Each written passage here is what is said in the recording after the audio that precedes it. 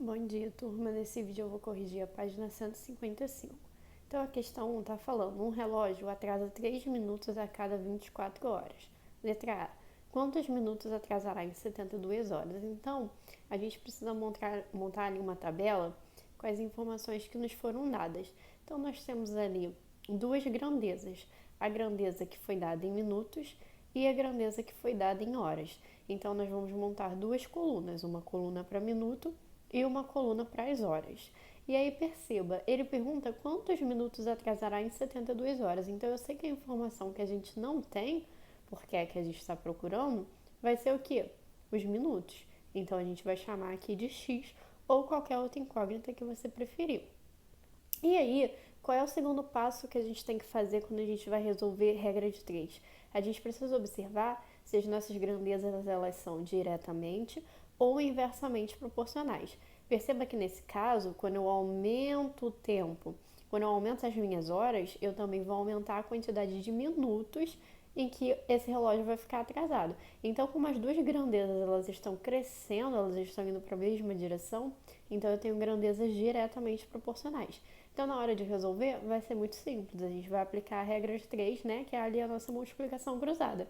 Eu vou fazer 3 vezes 72 e x vezes 24. Por isso eu fiz aquele xzinho entre eles, tá bom? Outra coisa que vocês têm que observar é que a gente sempre vai colocar as informações alinhadas. Então, olha só, em 3 minutos, quer dizer, o relógio vai atrasar 3 minutos a cada 24 horas. Então, eles têm que estar essas informações na mesma linha, para poder dar certo a minha aplicação da regra de 3, ok? Depois a gente vai formar ali uma equaçãozinha. Quando eu multiplicar 3 vezes 72, eu vou encontrar 216, e isso aqui vai ser igual a quanto? 24 vezes x. Como vocês já sabem resolver a equação, eu não vou perder tempo falando isso. Então, a nossa resposta vai ser que vai atrasar 9 minutos, porque 9 vai ser o nosso resultado dessa equação, ok?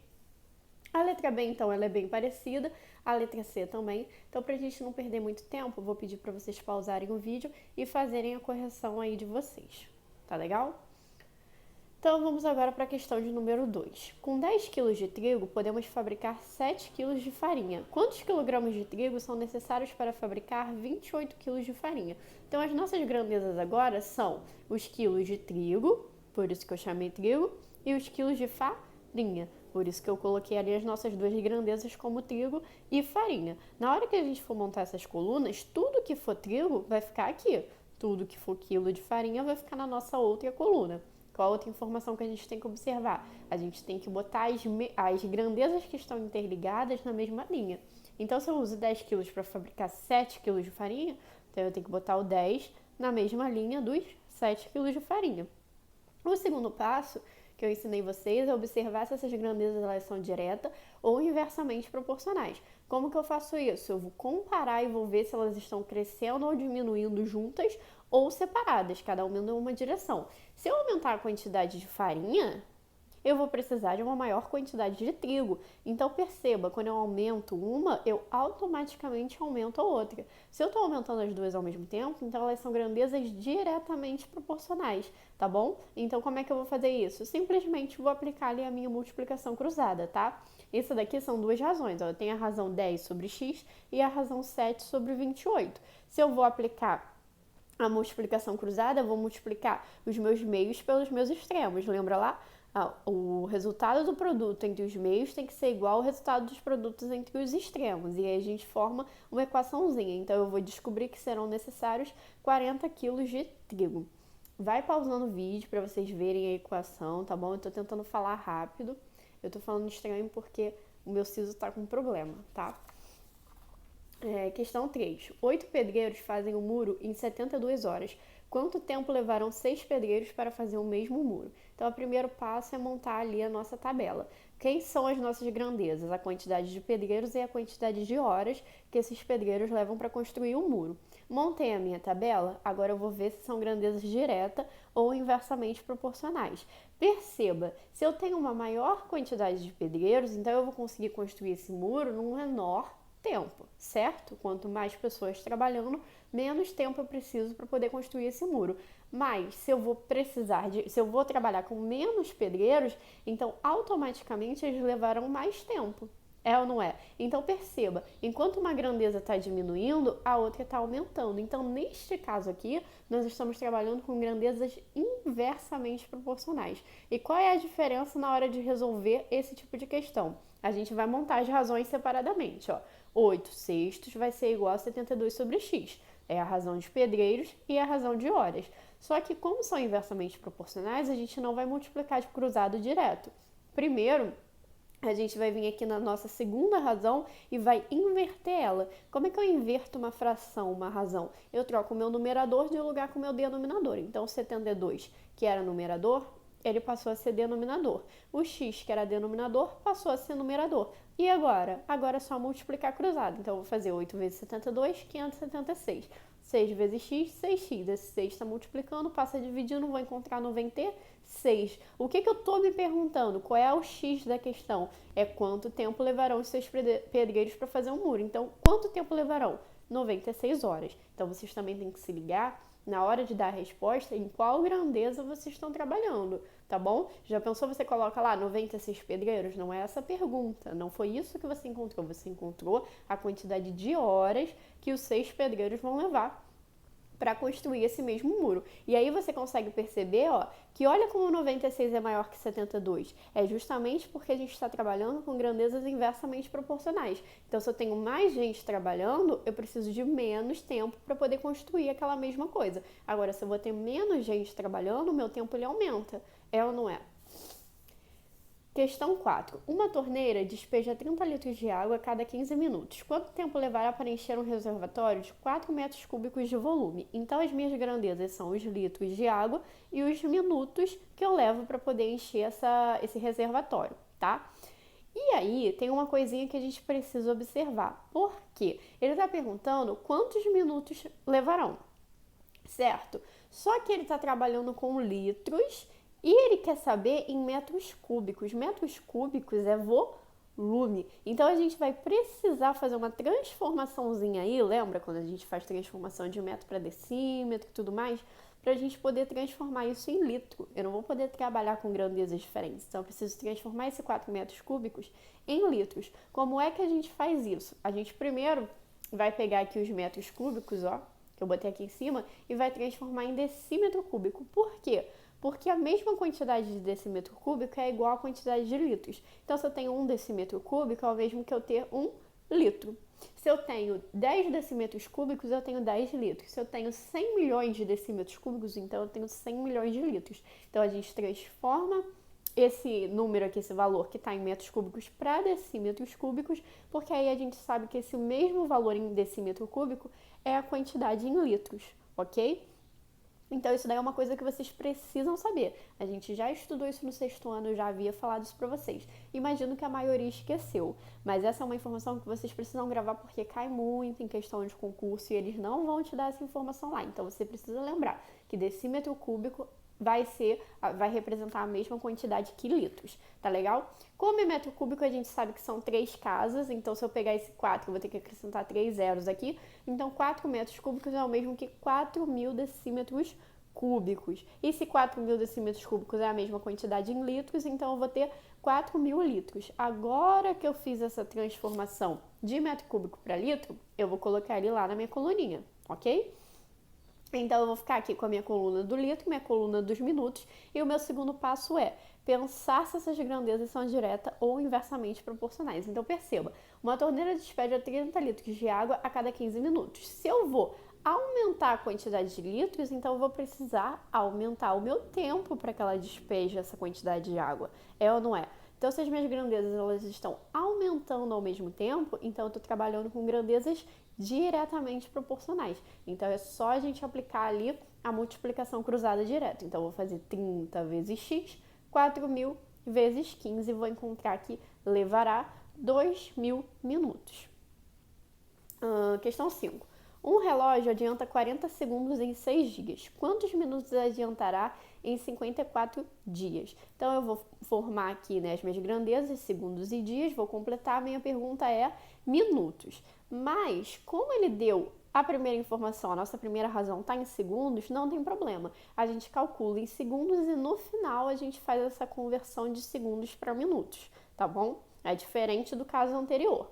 Então, olha só, eu vou ficar com 40 vezes 54, x vezes 6 e vou encontrar 360. Só que não esqueça, é 360 segundos. O problema está perguntando em minutos. Então, se isso aqui fosse uma prova de concurso, você pode ter certeza que lá nas alternativas teria o 360.